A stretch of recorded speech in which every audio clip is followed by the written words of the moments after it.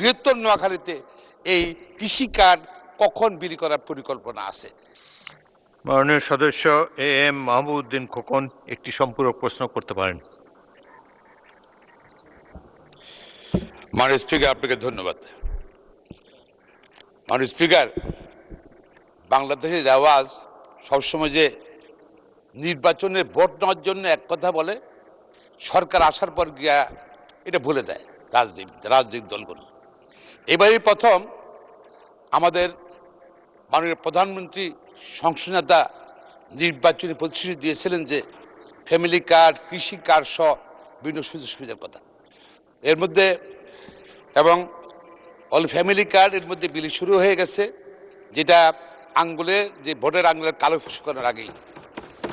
মাননীয় স্পিকার, এবং এই যে বৈশাখ মাসের প্রথম সপ্তাহে কৃষি কার্ড বিলি করা হবে ইনশাল্লাহ।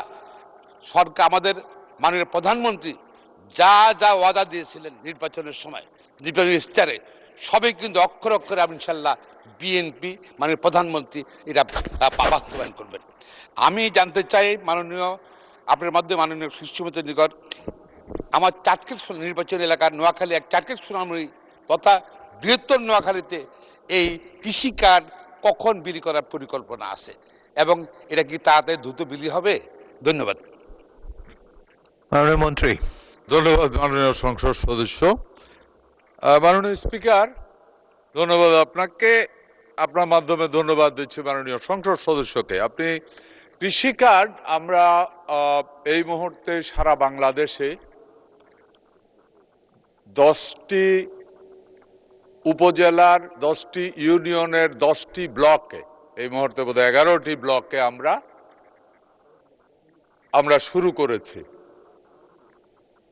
আমরা এটা শুরু করেছি, এটা পর্যায়ক্রমে আমরা এটা শুরু করার পরে আমরা বুঝতে পারবো এটার ভিতরে আমরা চাই অনেক কিছু অ্যাড করবে ডে বাই ডে। কৃষির অনেক তথ্য এই কৃষি কার্ডের ভিতরে আসবে, উৎপাদন, বিক্রি সব কিছুই এর ভিতরে থাকবে। নিয়ে আসবো আমরা পর্যায়ক্রমে, এটা ইউনিয়ন এবং উপজেলা পর্যায়ে হবে। এর ভিতরে আমি আশা করি যে আমার মাননীয় সংসদ সদস্য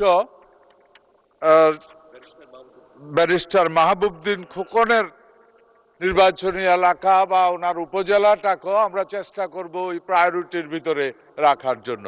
ধন্যবাদ আপনাকে।